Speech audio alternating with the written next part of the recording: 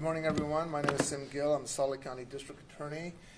We are here this morning to do just a walkthrough briefing in regards to a use of force that happened on March 8th of 2024. A Unified Police Detective Cody Pender's use of deadly force against one Nicholas David Sickler while on assignment with the Metro Gang unit. The following facts were developed from the initial investigation: that on March 8th of 2024, officers from the Metro Gang unit were conducting an operation to apprehend Nicholas Sickler, who they knew was in a stolen vehicle and had fled from a marked Salt Lake Police Department or unit earlier in the day and was known to be a gang member. Officers in unmarked vehicles set up in the parking lot of the Commons on Second Apartments, which has one way in and one way out, with a plan to ultimately pin the vehicle in. At approximately 8 p.m., Mr. Sickler entered the lot in the stolen vehicle in a tan 2005 Nissan Xterra, and after turning off his lights, parked under a covered parking structure. Detective Valdez, who was positioned inside of the lot in an unmarked F-150 truck with Detective Pender as his passenger, initiated the plan. At 8:02 p.m., an additional unmarked vehicle began entering the lot. The Xterra drove forward to another covered parking structure before driving towards the exit, where Detective Jensen, in an unmarked Toyota Sienna minivan, blocked its path, going nose to nose with it and had activated its emergency lights. The Xterra accelerated backwards into the lot as Detective Jensen pursued it and called out that they were challenging the Xterra, and then turned and went under the covered parking structure, hitting a support pole. The Xterra then accelerated forward, ramming into the front end of Detective Jensen's minivan, causing the minivan's airbags to deploy. Meanwhile, Detective Valdez approached in his Ford F-150 from the southwest. Detective Pender then got out of the passenger side of Detective Valdez's vehicle with a Sig Sauer MPX rifle. The Xterra began reversing again, and Detective Valdez in his F-150, with emergency lights activated, drove forward and rammed the Xterra passenger side in an attempt to stop it, hitting multiple support poles in the process. As Detective Valdez rammed the Xterra, he pushed it southwest to turn it to southwest, almost in a side swipe. The Xterra then started going forward, hitting Detective Valdez's Ford F-150 and driving in the direction of Detective Pender, who was out on foot and backing away with the fence line behind him. As the Xterra accelerated forwards, Detective fired 2 shots. The Xterra turned towards the exit and fled. Detective Pender later told investigators, which we appreciate his interview with us, about the events and his decision to use deadly force. During his interview, Detective Pender describing the Xterra's collision into Detective Jensen's vehicle, getting out, and seeing that Detective Valdez hitting a couple of poles in the collision with the Xterra. Detective Pender described at that point, Valdez isn't getting out of the vehicle. The Detective Jensen still hasn't gotten out of the vehicle. And so I thought Jensen was either seriously injured or he was dead. Like he's not getting out. That's weird. Like we don't do that in our unit. Like we're, and the same with Valdez. I don't know if he was pinned inside the vehicle. I didn't know if he was impaled. But at that point, me and the suspect locked eyes. And I am like, oh shit, this is bad. Bad day to be a cop, right? Because to the left of me or to the west, you had, I think it was a vehicle. I don't know whose vehicle it was. And then you had Detective Jensen's vehicle to the east. So all I could do to try to get out of the way was backpedal. So I backpedaled towards, there was a fence on the south side. And so it's a little half concrete thing, like a feature, like 2 feet maybe. And then another foot, then the vinyl fence. So I backed up towards that to try to get out of any type of path, and the suspect would be coming because he's looking directly at me, he's facing towards me. And at that point, like I saw that he did with Detective Jensen, he was playing, you know, ping pong with Detective Valdez and all those metal support poles in the carport. And I was in fear of my life at that point. And I thought he was going to run me over. And there was nowhere for me to go. I tried to get out of the way. I tried to, you know, diffuse the situation, I guess you would say, by moving backwards a little bit to the west. But I just couldn't go any further. And those were ways, in those any of those ways, right?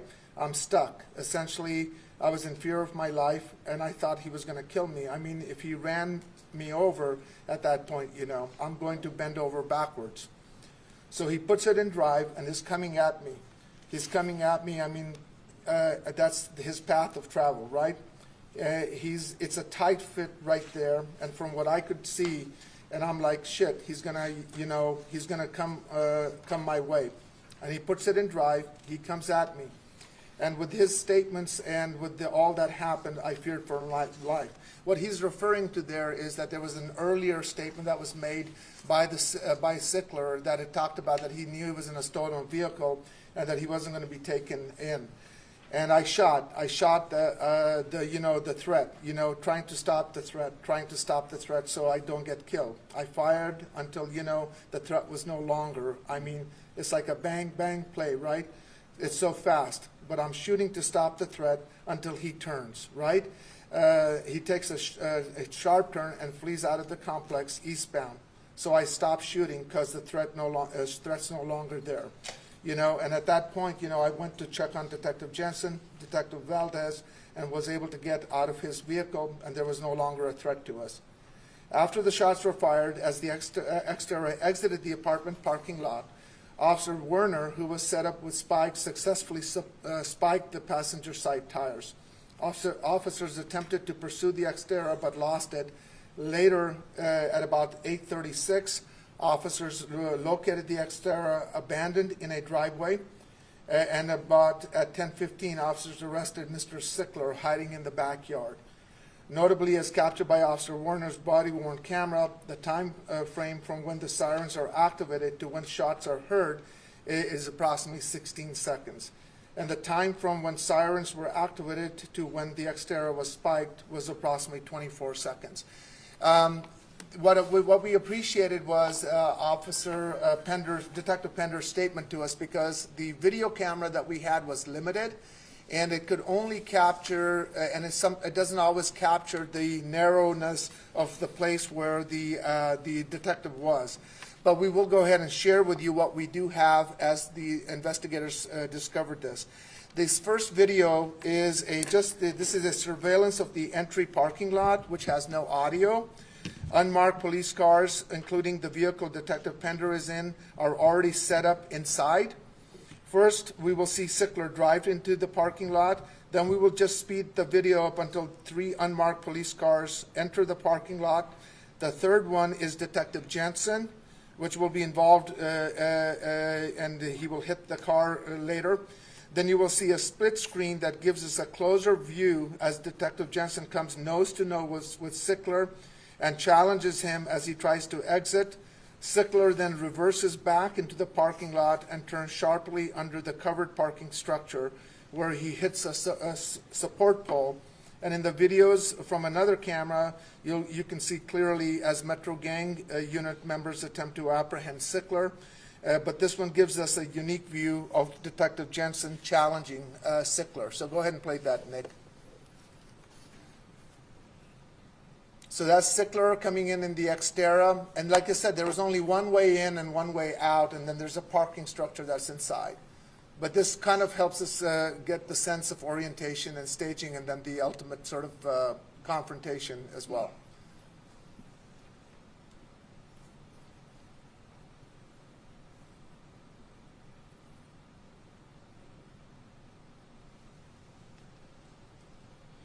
And you can see some of the lights that another angle, you'll be able to see him moving in the. So at this point, we just fast forward this 70 seconds, and then that will bring in the challenge. So This is Detective No in an unmarked vehicle. Detective Michener.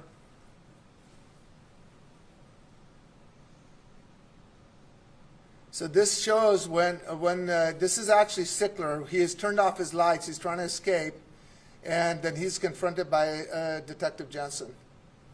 What he does is puts it in reverse and goes back at a high rate of speed, and then there's the headlights from other vehicles. What's interesting about this is the challenge. He goes in there. That's Valdez coming down. This camera doesn't capture how narrow that really is. And then this is the Xterra eventually fleeing out from that vehicle, and then his tires will be spiked. So this kind of sets up that external part of the challenge, and then of course they give pursuit to him as well. And that incident has happened inside the parking structure there, and we'll get to that in a second.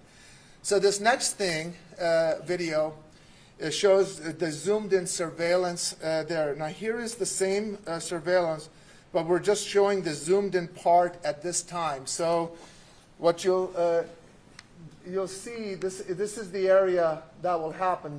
The fence line is over there, and there's a very narrow part there. So go ahead and just play that in at this point.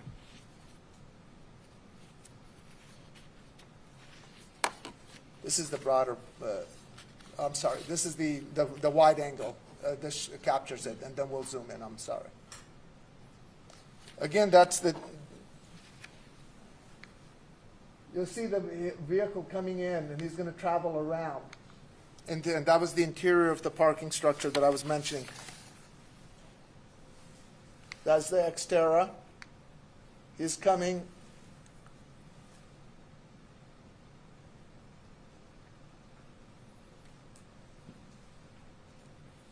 He's in the stolen vehicle, and he knows that he starts to get suspicious that something's going on. He's just very jumpy. And that's him coming around. There's another detective's vehicle. He turns off his lights.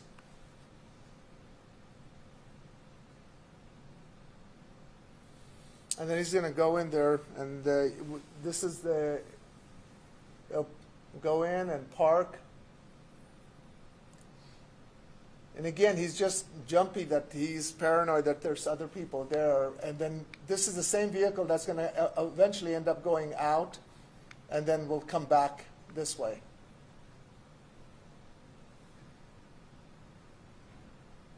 It gave us, what this did is it allowed us to sort of understand his actions a little bit more, especially his reaction to police officers. So he takes off, and that's the one that you'll see him go again, trying to exit out when he'll be confronted by Detective Jensen.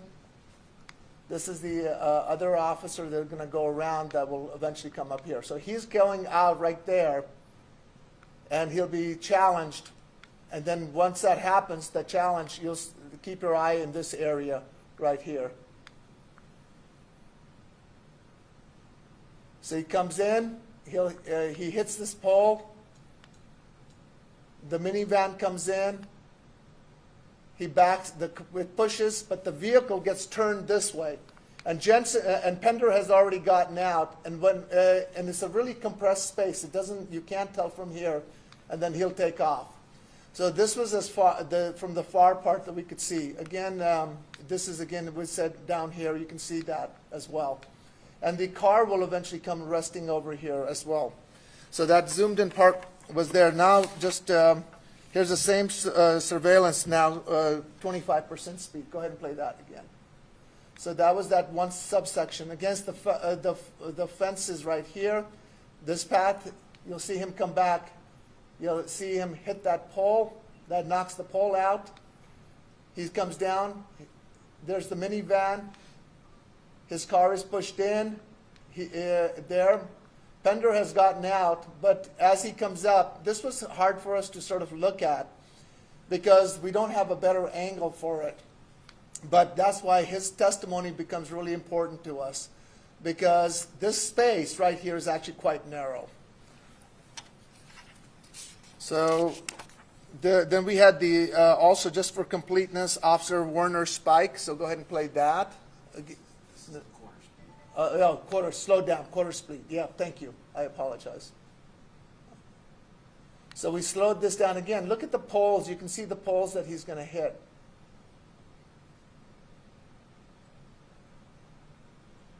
And that bends that pole out.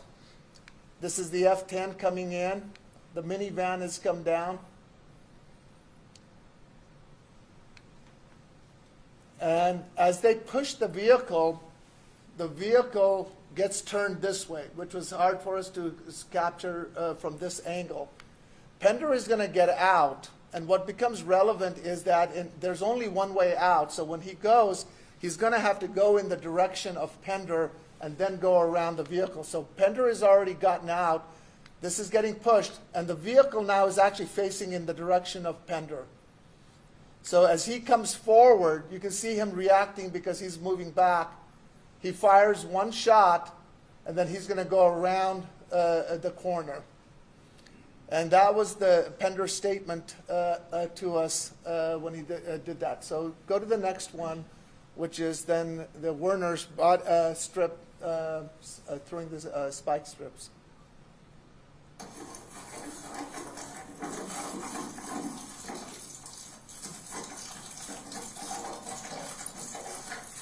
And again, that's that one area where they exit. So that the shooting happens down, and the X-Terror will come running from that section. And actually down this way. So right there you can hear the shots. Up there.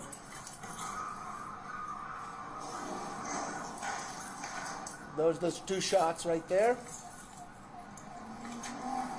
And he's just blasting out of there. And he had already laid down the spikes. Okay, good spike on both passenger pallet side tires. Again, we were limited to what we had, so go to the next one. We were able to take some stills.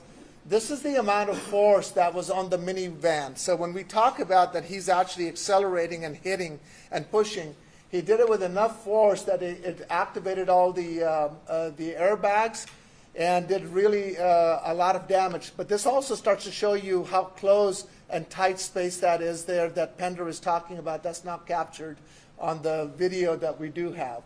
And so when Pender says that I see him go up, he goes, I don't know how injured that officer is, but because the officer is kind of pinned in and dazed in there. Go to the next one, please. So this is after the incident, so that this was helpful to us in the sense that the Ford pickup actually continues to go forward. This is the space that that vehicle is ultimately in. And he's going to come, he actually comes, and you can see how narrow this space is. So if you think about the suspect vehicle, it's actually pinned in and is facing this way. In order for when he gets pinned in, he gets turned. Pender is out here, so when he does come out, he has that perception of him coming at it, and then it will eventually go around this corner. Go to the next one, if you will. Again, this also showed, again, the level of force. This is the F10, the amount of damage it took from the other vehicle. So there was a lot of force that happens in a very short, compressed period of time. Go to the next one, please. So again, this is the vehicle, the F10, ultimately going to rest up against the other one. The force with which this pole was bent down, and again, Pender is going to be right in this area. So when he comes out, he feels the perception of it coming this way, but he's got to go around this. So the vehicle is turned and is moving in that direction, and that's where we find the bullet casings as well. So go to the next one. Then this became really important for us. Again, as I said, the video was very limited. This became important because we noticed two things. 2 shots were fired, And this shows you the entry of the first shot. And in order for him to have that angle, the vehicle had to be facing Detective Pender. The other thing that was really relevant to us through the investigation was that this bullet hole actually shattered the window on the back end. So that gave us the trajectory when when it was fired, and the shattering of the back rear window gives us that line of that. So when Pender tells us that he feels the perception of him coming at him, that gives him the position to fire the shot that he does. And although it's not captured on the video, it really does give us the insight to what Pender is experiencing, and also the line of sight that he had as he's reacting to that. The second shot becomes really important because we said there's first shot here, the second shot here, and that's important on the close-up because that is consistent with both his perception and firing, but as he makes the turn, the bullet trajectory is from left to right. So that is consistent with as the vehicle comes towards him, he fires, Sickler turns the vehicle, and so we see the trajectory actually happening in the way, which helps us corroborate what Pender is giving the statement, and that's why his statement becomes so relevant to us. Because if we do not have those statements and his perception, looking at the first video that we have, we can't actually get to the factual scenario in the sequencing in the way that he explains it to us. So based on our review, our conclusion was that the use of force was justified under the circumstances, and that we would refuse to file any further charges. Any questions? Can you explain a little in a nutshell? I mean, in the past, you frowned upon officers who fire in moving vehicles.